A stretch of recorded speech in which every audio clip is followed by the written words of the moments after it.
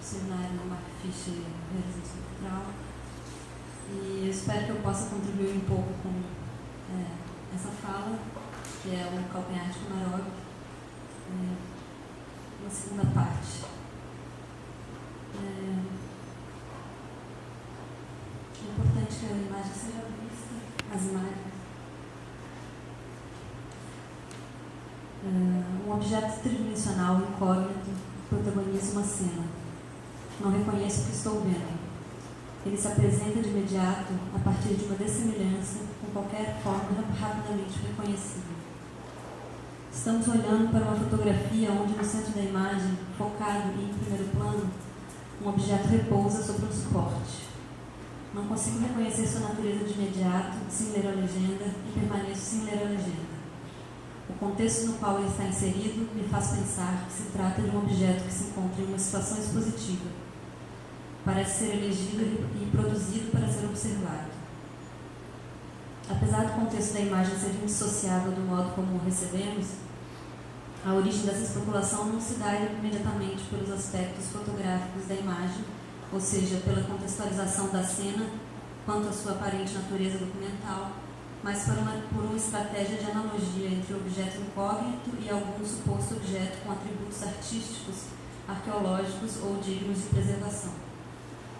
À segunda vista, poderia dizer que ele é incernível de um objeto produzido pela natureza, um tronco, um fóssil, um meteorito talvez. Não descartamos totalmente que ele tenha vindo do espaço. Um meteorito, por exemplo, poderia naturalmente ser digno da atenção recebida nessa foto. O objeto empreende a atenção porque ele não se semelha com alguma coisa com a qual eu poderia nomeá-lo imediatamente e que me ajudaria a encerrá-lo em uma explicação imediata. Posso descrevê-lo, mas não consigo classificá-lo. Posso, ao demorar mais na imagem, supor o que está acontecendo ao seu redor, mas ainda não é possível saber que objeto é este. Algo notável parece passar por ele. Dois personagens, Sócrates e Fedro, ambos mortos, vagando como sombras, encontram-se discorrendo sobre a natureza constitutiva do homem na narrativa de Eupalinos, ou o Arquiteto, de Paul Valéry, escrito em 1937. Durante o passeio, Sócrates encontra um pequeno objeto indefinido, rolando na beira da praia. Sem conseguir, através dos seus atributos, distinguir quem o teria fabricado, a natureza, o homem ou o tempo, Sócrates protege o seu impasse e não o seu objeto, devolvendo o achado ao mar, preservando, portanto, a sua característica principal, a indefinição dos riscos da classificação. Cito Valéry. Intrigado por este objeto, cuja natureza não me era dado conhecer e que todas as categorias chamavam a si ou rejeitavam igualmente, tentei desviar-me da imagem provocante do meu achado. Dizia de mim para mim: o mesmo embaraço proposto por esse objeto achado pode ser concebido a partir de outro, conhecido. Mas para esse, pois que conhecido, possuímos a pergunta e a resposta, ou melhor, possuímos sobretudo a resposta, e sentindo que a temos, deixamos de formular a questão. É preciso, portanto, indicar que essa investigação começa com uma precaução. Interessa, para manter o nosso objeto de pesquisa vivo, que ele não perca o elemento que o faz hesitar. Se o início dessa indagação é o não reconhecimento da coisa vista, sua continuação é a especulação sobre a narrativa que o cerca. Leia a legenda. A legenda nos informa que o objeto são os restos mortais do cosmonauta soviético Vladimir Mikhailovich Komarov, que estão sendo apresentados aos oficiais antes do seu funeral, ocorrido no ano de 1967. Segundo o jornal Argumente Fakti, a fotografia foi tirada para convencer as autoridades soviéticas que seria impossível fazer o funeral a caixão aberto devido ao estado do cadáver. Komarov morreu na missão da Soyuz 1, sendo o primeiro homem a morrer em decorrência de uma viagem espacial. Fazia parte da missão duas naves se encontrarem em órbita para realizar uma troca de tripulação via caminhada espacial e retornarem juntos para a Terra. A Soyuz 2 seria lançada com outros 3 cosmonautas no dia seguinte ao primeiro lançamento para completar a missão, porém, devido aos problemas reportados por Komarov, decidiu-se por abortar o plano. Por causa da impossibilidade de orientação do módulo devido das falhas dos painéis solares, a decisão foi trazer Komarov de volta, interrompendo a missão. Ele era piloto e engenheiro altamente capacitado para lidar com os imprevistos e soube conduzir a nave de volta, mesmo com todas as falhas. O acidente aconteceu efetivamente por um problema menor dos que os superados, o que não diminui a proporção da catástrofe, pois o acidente responde à técnica e não ao homem. A reentrada da nave foi bem sucedida, porém o acionamento dos paraquedas não foi realizado e o cosmonauta foi morto no impacto com o solo. A descoberta de que não existe um lugar fora, nem um marco zero para o recomeço da humanidade, acontece simultaneamente com a ida a esse lugar desconhecido. Quanto maior isso significa que quanto maior é o domínio técnico, que justamente nos capacita a construir as máquinas que nos levam para este provável fora da humanidade, maior e cada vez mais desproporcional também será a catástrofe que essa humanidade terá que lidar, pois ela virá na proporção do seu investimento. E dado que a catástrofe é produzida pelo homem ao tentar criar mecanismos para fugir das outras catástrofes ditas naturais, que em si já predestinam o futuro deste mundo, uma imagem de uma fuga para o universo já nasce distópica. Todo sonho cósmico é um sonho cosmopolítico.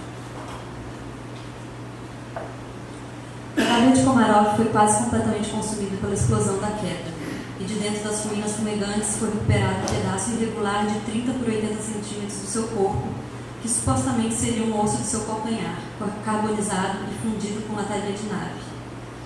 Essa última informação não pôde ser comprovada até este momento, apesar desse dado aparecer em diversos artigos acessados que amalgamam muito bem, como cadáver e lataria, os fatos comprovados com as distorções de interesses oportunistas recorrentes desse tipo de especulação.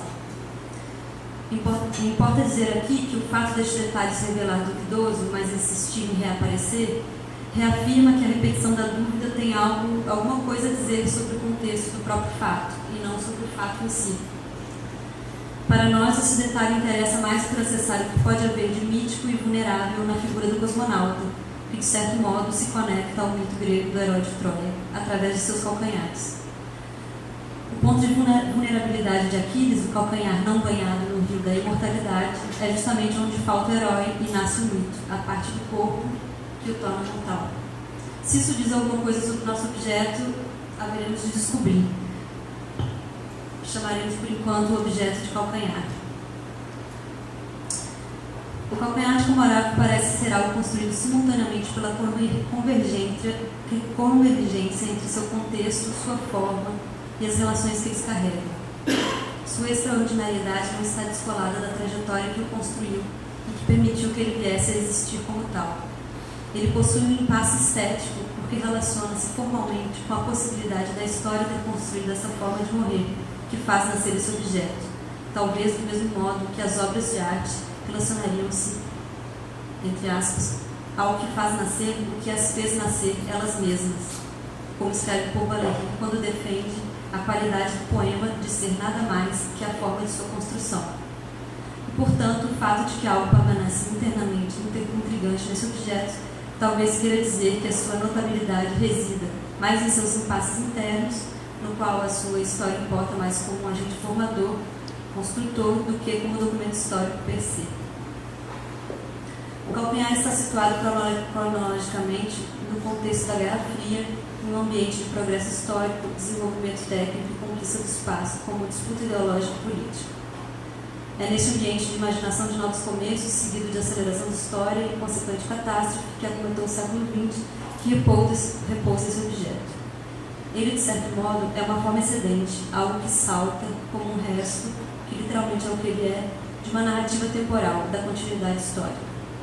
Também, talvez por ser um excedente e não por parecer arte, ele se ofereça a essa pesquisa como um objeto artístico, no sentido de ter poder, como um objeto cultural tem, de ser uma queda do infinito no finito, como fala Badiou, ou de reter o fluxo da história e abrir o tempo para novas visões alternativas, como escreve Susan Morse em seu livro Mundo Sonhado e Catástrofe.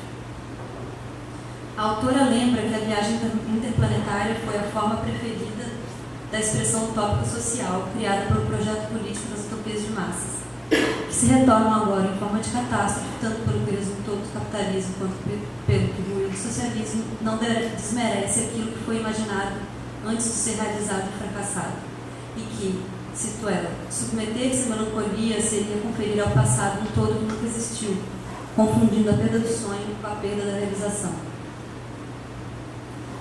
De fato, imaginar o universo, independente disso, se faz sentado nos escombros do fim do mundo ou dentro de uma prisão, como fez o revolucionário Auguste Blanqui quando escreveu em 1872, de dentro do Forte do Touro, onde passou 35 anos preso no seu tratado cosmológico, A Eternidade pelos Astros, ainda é uma atividade comum no sentido de pensar, e pensar o universo é desde sempre e ainda agora, apesar de tudo e todas as muitas mudanças na ideia de pensar o universo significa uma necessidade existencial. O que se torna a realização dessa imaginação já é do domínio da história, com a qual teremos que dormir, mas que de fato não controla o que vai ser sonhado ou não. No capítulo 2 do livro de Bookmorse, denominado Sobre o Tempo, a autora contextualiza o panorama da situação do tempo revolucionário que nos ajuda a pensar a fabricação desse calcanhar, no que diz respeito aos seus bastidores temporais e históricos. Os discursos utópicos apareceram na Rússia antes mesmo da Revolução, num ambiente em que o surgimento de novas técnicas industriais suscitavam todo tipo de fantasias sociais. A capacidade imaginativa advinda da euforia do desenvolvimento técnico aparece, por exemplo, nas ideias utópicas de um grupo de pensadores que se autodenominavam cosmistas e que tinham como slogan o imortalismo e o interplanetarismo. Eram artistas, cientistas, escritores, teóricos, filósofos, influenciados por Nikolai Fyodorov, um bibliotecário do século XIX que prognosticou e especulou sobre um gênero humano imortal como projeto político, defendendo os usos de métodos científicos para prolongamento da vida, imortalidade humana, ressuscitação de pessoas mortas, rejuvenescimento dos vivos e a conquista do universo, pensando a humanidade como um grande corpo que não se encerraria na Terra, mas que se expandiria evolutivamente através do conhecimento técnico e científico pelo cosmos, como uma matéria intercambiante e comunitária. Para os cosmistas russos, a imortalidade se configurava como um projeto político, porque daria oportunidade para os homens que lutassem pelo comunismo desfrutassem essa nova sociedade depois de implementada. A morte era um fator a ser combatido, dado que ela nos torna donos da última porção de propriedade privada existente, a propriedade do tempo de vida individual. Estes projetos eram tão potencialmente imaginativos quanto a novidade que a Revolução poderia prometer. As ideias para a construção de formas sociais se experimentavam através de uma imaginação que convergia política e artisticamente para a criação de uma nova forma de existência social. Os artistas das primeiras vanguardas experimentais, como o futurismo e o suprematismo, entendiam seus trabalhos, então, não como uma documentação da Revolução, senão como uma realização dela mesma, servindo ao proletariado na ativa construção de uma nova sociedade, e pensavam a arte como capaz de produzir suas próprias formas políticas. Bookmorse traça uma diferença no tempo revolucionário da vanguarda cultural e do tempo progressista da vanguarda política, mostrando que, mesmo que igualmente alinhadas à revolução, não poderiam seguir lado a lado, caso a última reivindicasse a soberania da imaginação, controlando os limites da experimentação artística e exigindo que esta servisse somente ao emblema político, que foi o que de fato passava a acontecer.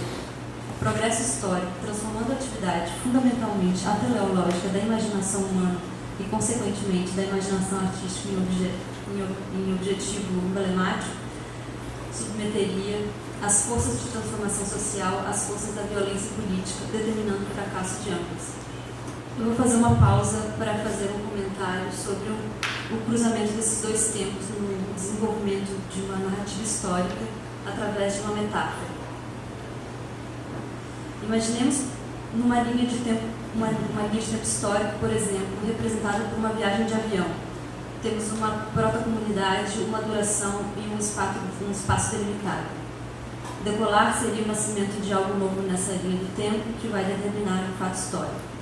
O trajeto da viagem seria o desenvolvimento dessa coisa, desenrolar do seu acontecimento, que incluiria turbulências, calmarias, tédios e ansiedades, ou seja, seria o ato mesmo da existência da coisa, até que inevitavelmente em algum momento esse avião aterriza e é dada por encerrada a viagem. Essa protocomunidade se desfaz, morre, desaparece, se encerra, deixando o avião livre para as gerações seguintes que farão outros trajetos que talvez não sejam nem tão diferentes. Simultaneamente, milhares de aviões estão produzindo continuidades históricas. Quantidade de aviões em trânsito enquanto escrevo este texto na altura da terça-feira, dia 21 de agosto, às 5 da tarde. A escrita da história partiria então das suposições do que poderia ter ocorrido neste avião, onde antes outra proto-comunidade voava. Essa concepção linear da história é confortável, mas parece não fazer mais sentido, porque nossa concepção de percepção do tempo mudou radicalmente desde que o capitalismo se instaurou. Paul Valéry, em discurso sobre a história, lembra que a capacidade de imaginar é tão necessária para o futuro quanto para o passado, dado que a história exige que, para ser contada, criemos representações para aquilo que não existe mais, ou seja, para aquilo que não existe, enquanto que o futuro nos solicita imaginar o que não existe ainda, ou seja, o que também não existe. Dizer, assim, rever e prever, recuperar no passado e pressentir parecem-se muito nós mesmos, que só podemos oscilar entre imagens e para quem o eterno presente é como o batimento entre hipóteses simétricas, uma que supõe o passado, outra que propõe o futuro, e acrescenta: sinto fortemente que entramos no futuro de marcha ré, ou, seria dizer, avançamos sempre de costas. Catherine Malabou, em um livro chamado Ontologia do Acidente, ensaio sobre a plasticidade destrutiva, recupera essa mesma metáfora da viagem de avião do médico Gerard Leguet, especialista na clínica do sujeito idoso, para pensar o curso da vida na escala do indivíduo. Leguet escreve: todos já tomamos o avião. A maior parte de nós sabe que o plano de voo se decompõe esquematicamente em 3 partes elementares: a subida, o voo horizontal e a descida. Se assimilarmos a infância e a juventude à subida e a idade adulta ao voo horizontal, a descida poderá representar o tempo necessário para voltar à Terra. Ser plástico consistiria em saber dar forma ao declínio, permanecer jovem nessa queda, tomar para si a direção do avião, enquanto que uma perda da plasticidade seria uma pura aceitação do trajeto, da destruição, sem possibilidades de criação de formas de morrer. Mas o que aconteceria com essa metáfora se essa linha do tempo fosse interrompida por um desastre? Consideramos agora que essa metáfora seja representada por uma linha horizontal, que a viagem do avião seja cruzada por uma linha vertical que atravessa essa viagem. O acidente. Um acidente de voo, uma queda, seria como uma morte dentro da morte, um desvio dentro do curso progressivo da morte que já está contida na viagem ao que ela chama de instantâneo da velhice, que transforma o dever velho em uma velhice acidente. É como se um outro tempo atravessasse a continuidade natural do morrer de um indivíduo. Poderíamos pensar assim que também o tempo histórico se desenvolve nesse contínuo que de vez em quando é interrompido por algo que ameaça a estabilidade de uma mesma forma que está em progressão descendente e modifica a plasticidade da história. Mas esse acidente, como uma alteração do curso de uma continuidade, poderia ser visto como algo potencialmente interessante, se o considerarmos como uma saída alternativa para dentro de algo que está predestinado a morrer, como um desvio deste plano de morte muito bem traçado, ao qual estamos condenados. A diferença dos tempos revolucionários das vanguardas políticas e cultural a que se refere Buckmores se estabelecia em termos de uma diferença formal de progressão que conseguia projetar alternativas para a história no sonho de uma sociedade comunista. Inúmeros projetos arquitetônicos educacionais, como a escola Temas, antecessora da Bauhaus, bem como os objetos da vida cotidiana, começaram a ser pensados na contracorrente da tradição artística representativa.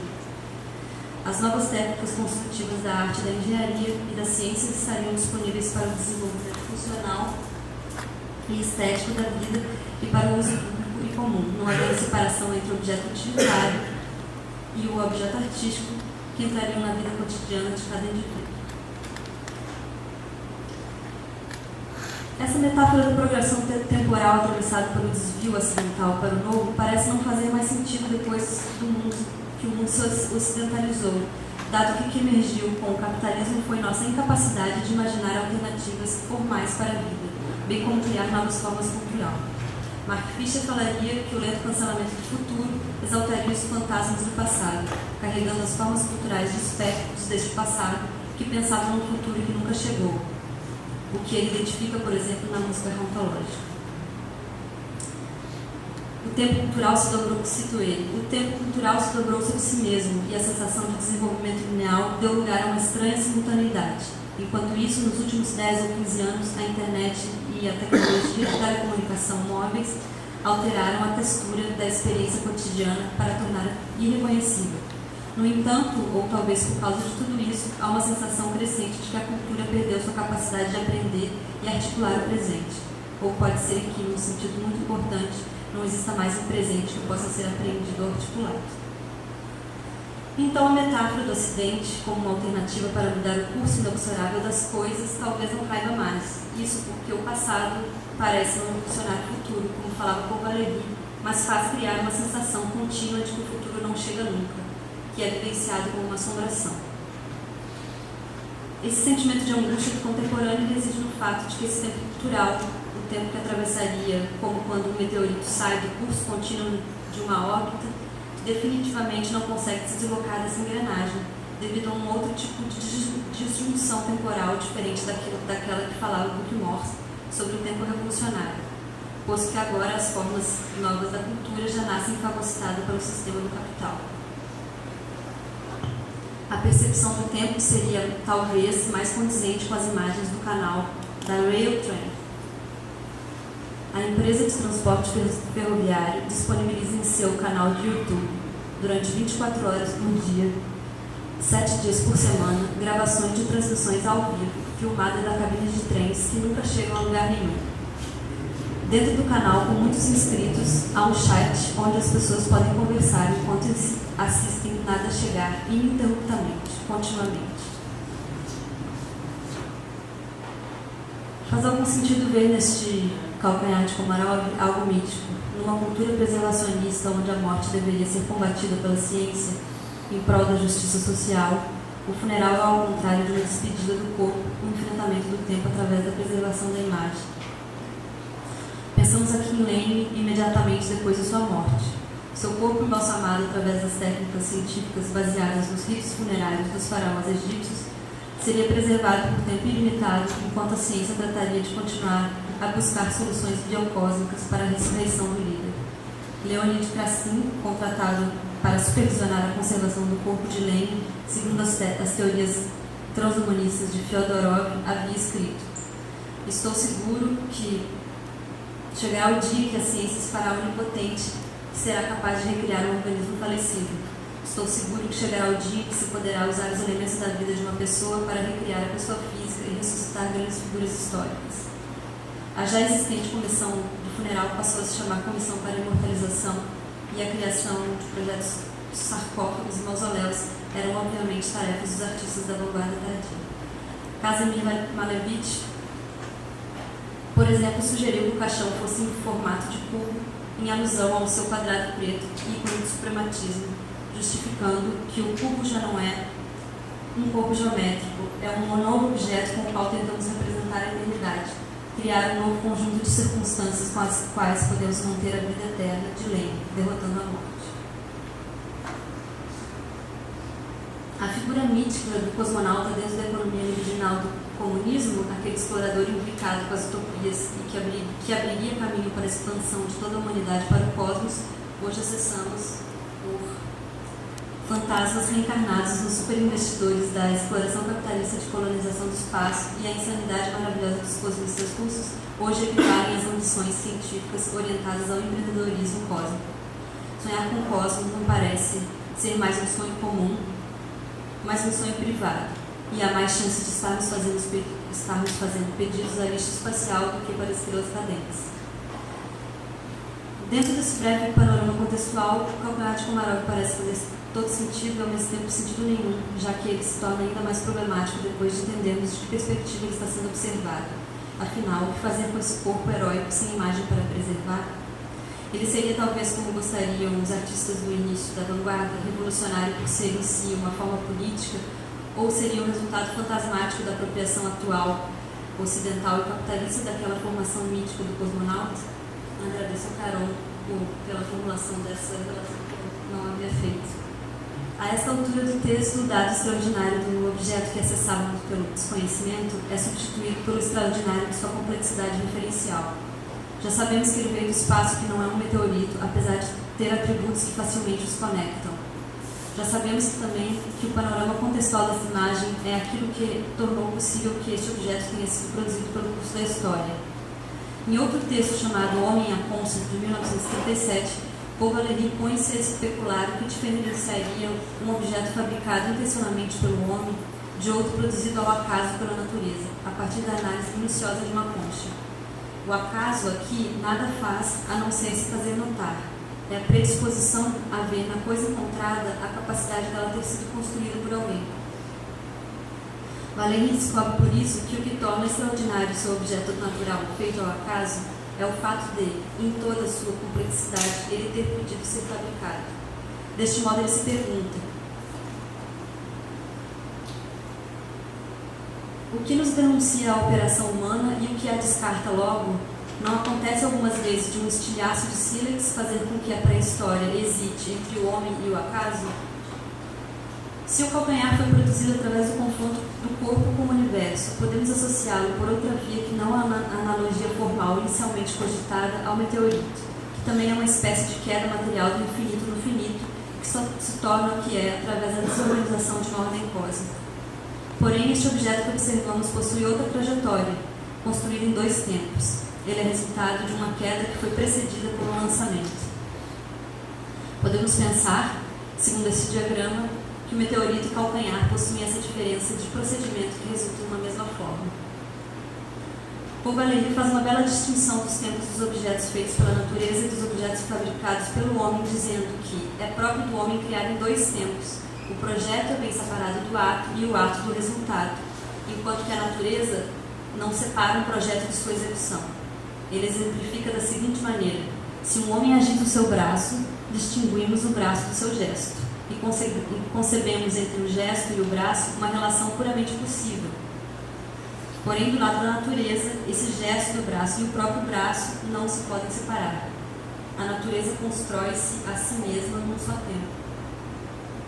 O meteorito, assim como o calcanhar, também é construído durante uma queda, com a diferença de que não há na produção e feitura do primeiro nenhuma agência humana. Ele é inumano, produzido pelo acaso num só tempo. O calcanhar é, como gesto e braço, produto de projeto, ato e resultado. A analogia se faz, portanto, não somente através da semelhança formal, mas no antagonismo do procedimento que constrói esses dois objetos, que por via diferentes chegam numa mesma forma, apresentando a ausência de humanidade em sua aparência.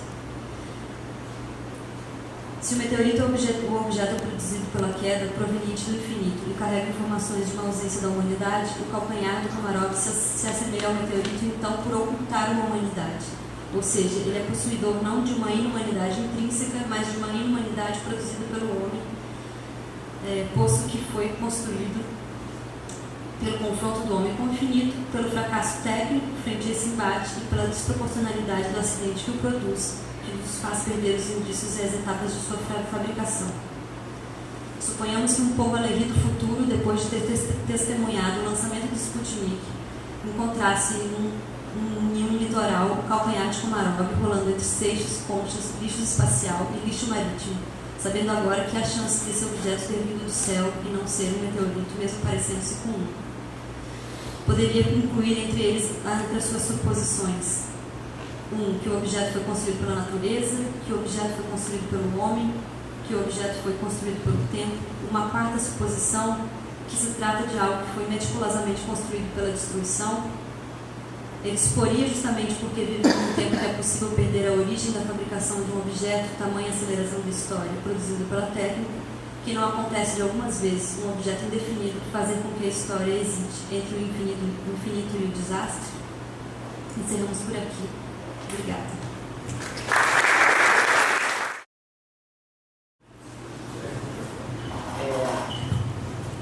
Nossa, é bem na frente mesmo. Não, eu queria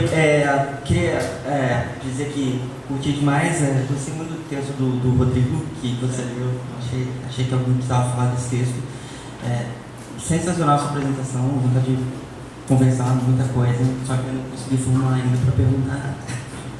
Eu queria pedir para o Rafael só comentar uma coisa, que você falou bastante dos textos de 2004, do Fischer blogueiro e tal. Eu acho que tem uma diferença entre o Fischer blogueiro de 2004 e o 2014, que é daquele texto do Abandono de Esperança, claro, que é quando ele começa a questionar mesmo essa coisa de o quanto estar na internet, estar envolvido nessas coisas realmente é útil, ou como isso funciona na história da pobreza de tempo. Só porque eu acho que tem uma coisa interessante nessa passagem, que tem algo que se perde nesse caminho, nessa mudança, e para mim isso transparece na obra, assim, na maneira como ele vai mudando, desse Fischer do K-Punk começo lá, com o spinozismo ciborgue, e aí se quiser comentar também. E o Fischer mais do realismo capitalista e dos livros. Obrigado, Mike, por tirar a gente desse silêncio agradável. Mas super compreensível também, né?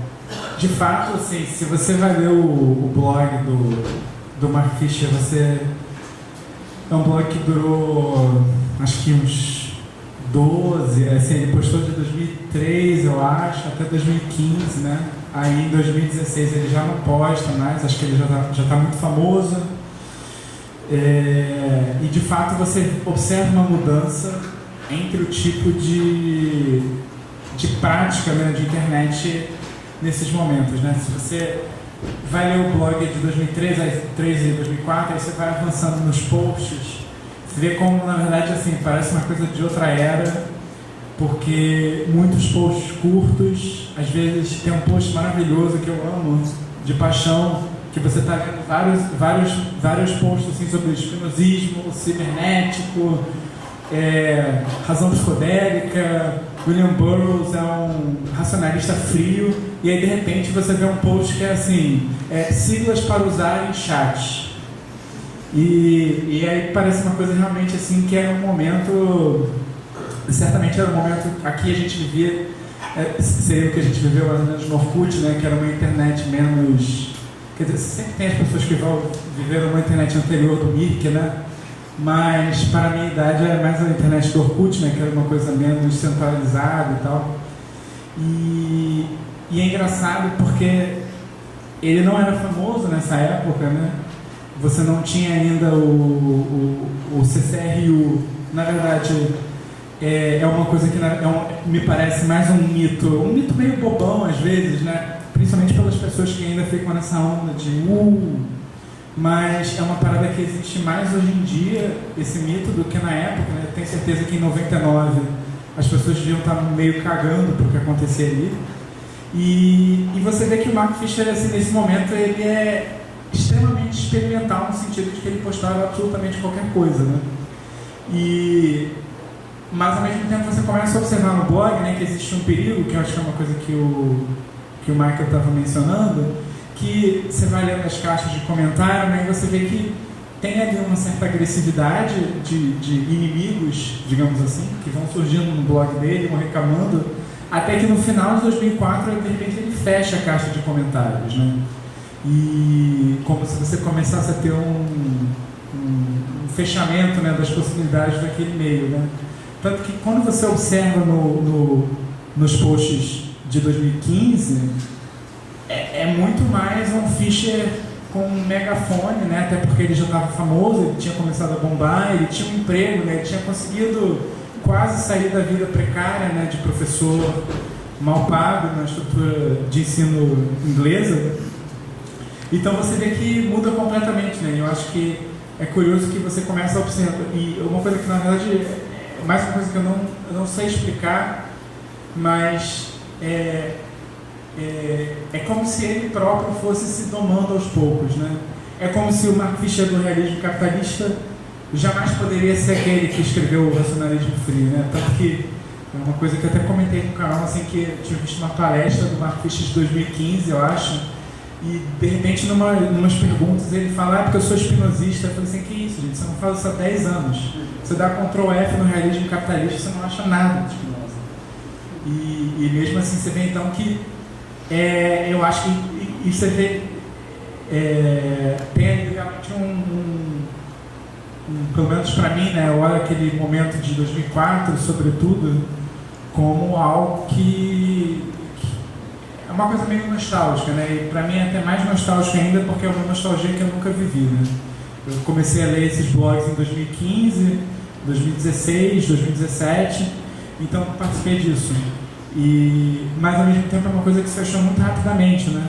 E você vê na fase final dele, assim, digamos assim, uma postura com a internet que é completamente o contrário, né? Ele sai do Twitter, ele comenta assim, eu nem cheguei a achar a arroba dele, e ele já não devia ter mais quando eu comecei a saber quem ele era, né? Mas eu lembro dele comentando que ele passava horas discutindo espinosismo no Twitter. Eu confesso que eu fiquei um pouco com inveja de querer ter acompanhado isso, mas é uma postura que é exatamente o contrário, né? A internet se tornou, né, uma máquina que suga o tempo, né? Tanto que é muito curioso que a mesma pessoa que 10 anos antes, em 2004, estava postando acrônimos, siglas, né, de tipo Be Right Back, eu amo esse post. 10 anos depois, ele vai estar nessa palestra que eu acho que se chama Touchscreen Capture. Ele vai estar dando dicas sobre como usar menos a internet, né?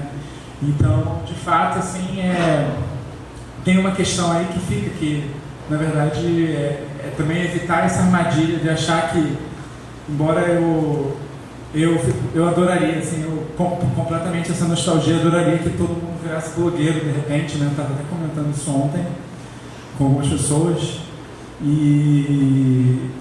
mas na verdade, de fato, né, é uma coisa que não é possível, né? E a grande questão é que tipo de ecologia midiática o que você tem hoje em dia, né, nessa situação, né? Enfim, acho que, sei lá. Bem, eu tenho muito acrescentado o que ele falou. Eu não li muito assim sobre o Captain Red e algumas coisas assim em relação a esse período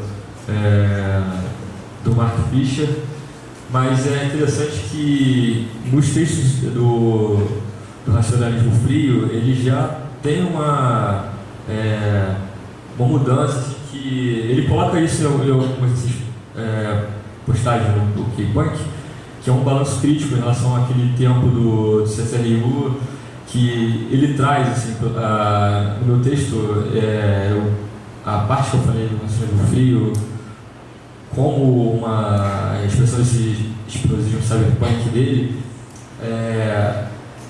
encaixou um pouco disso, que tem algumas dessas postagens dele do racionalismo frio, que é uma crítica ao capitalismo como mexendo com esses nossos circuitos que nos escravizam, que ele falou do Burroughs, a postagem que ele fala do Burroughs como racionalista frio, que o Burroughs também faz nos romances dele, ele traz isso de que o Fischer coloca inclusive dessa maneira, que as forças que nos escravizam nesses circuitos, elas são forças alienígenas, que a gente deve identificar elas e eliminar. Enfim, eu acho que eu não conheço muito essa fase tardia do Fischer, mas eu acho que nessa parte do racionalismo frio ali de 2004 mesmo, todo esse tempo que ele está bebido ali, esse explosismo dele, ele tem uma crítica que ele, quando ele rompe um pouco com essa visão desenfreada, libidinal do capitalismo do CCRU, e ele traz algumas críticas políticas do lendianismo, como ele coloca algumas postagens. Eu acho que é isso, sim, esse paralelo, pelo menos eu percebi nesse ponto, mas não sei exatamente o tom que se mudou tanto assim nessa fase mais tardia dele. Você estava falando que me lembrei que assim que ele em 2004 ele ainda escreve com um linguajar assim que ainda é excessivamente dominado assim pela coisa do CCRU, E você vê alguns posts, tipo esse de 2015, do Abandone Toda Esperança, um texto maravilhoso, mas é um texto que é completamente... não tem assim, uma certa ingenuidade assim, com relação à mídia, né, em que ele está inserido. Você vê que é um texto extremamente arrumado, está com a gravata bem feita e está com paletó. É quase como se ele tivesse uma cautela que vai se perdendo no caminho, né? E é uma coisa até um pouco representada, acho que pelo fato de que você para de usar, né, os nicks, né, e começa a usar o nome próprio, né, e ele começa a procurar um emprego, o estilo dele muda completamente. E na tese dele também, né, o estilo dele é completamente loucaço, assim, tipo, como é que ele vai arranjar um emprego depois daquilo? Não à toa demorou muito, né? Mas acho que isso é uma coisa, assim, de fato a se pensar, né, como você consegue pensar aqueles 10 anos ali entre a tese e o realismo capitalista como, de fato, um momento de autodomesticação em nome da sobrevivência, né? E a precariedade de tempo que se implica e tal.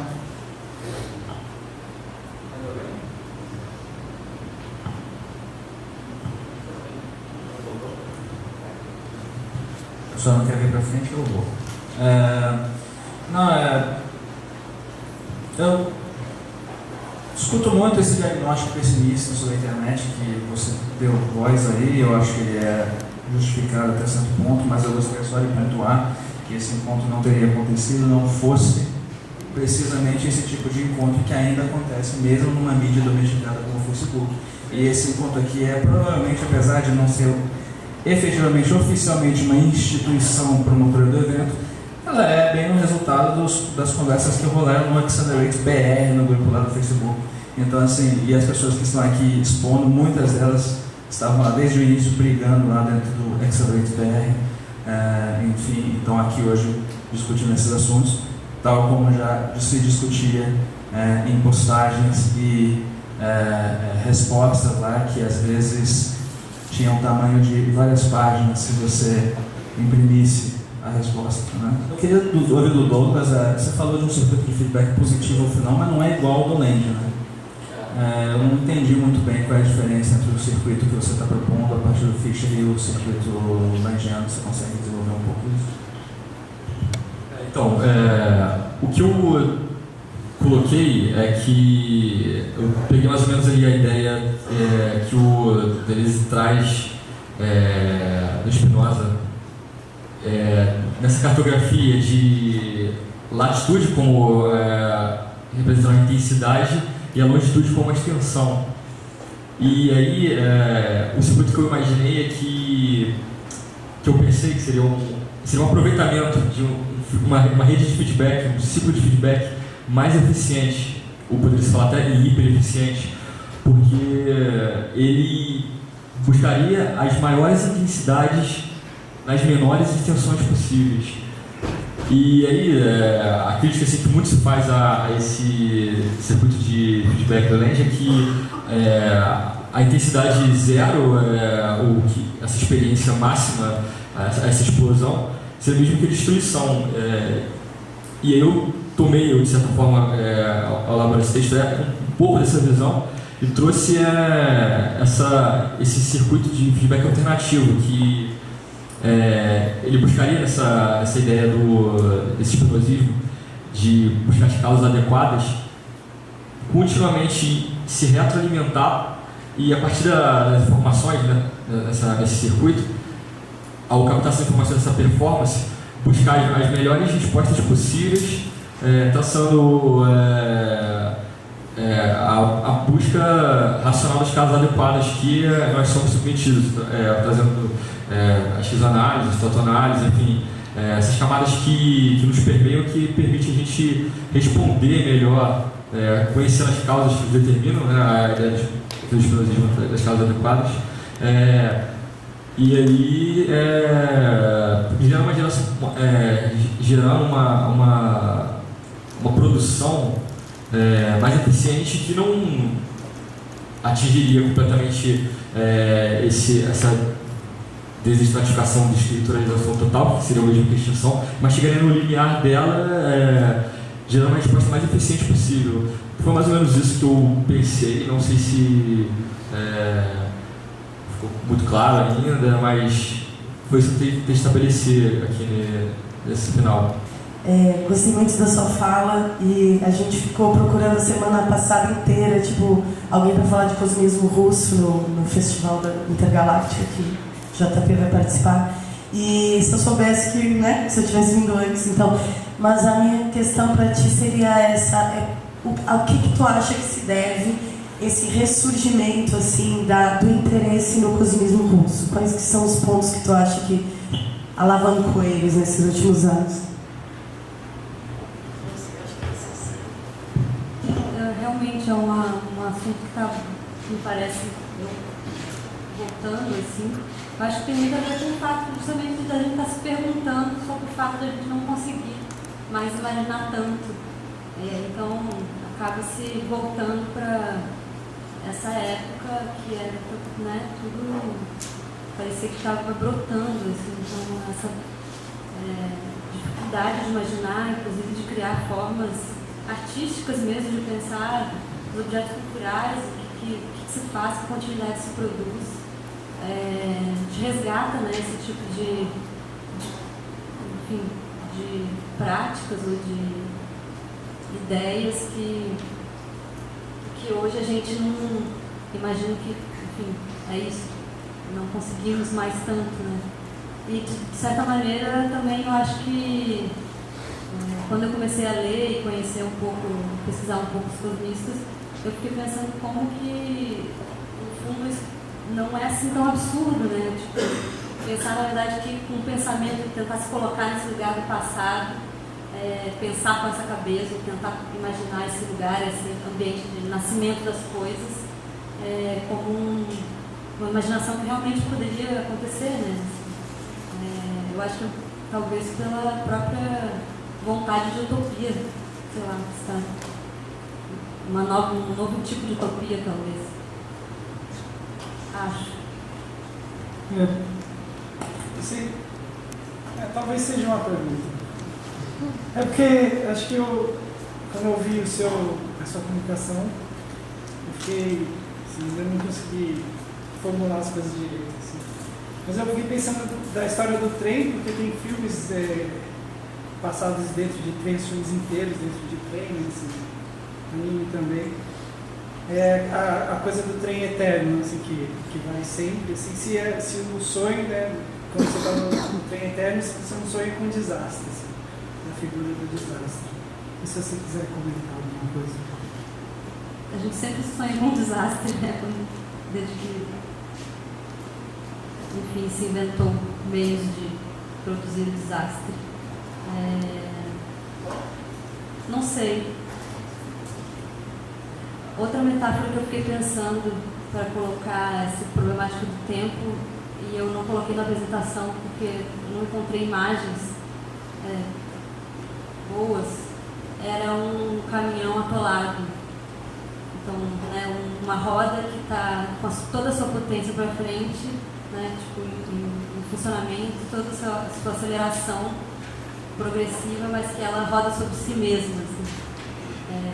Seria um outro tipo de tempo metafórico aí, pela imagem do meio de transporte. Vou pensar na sua colocação. Eu penso sempre em desastre.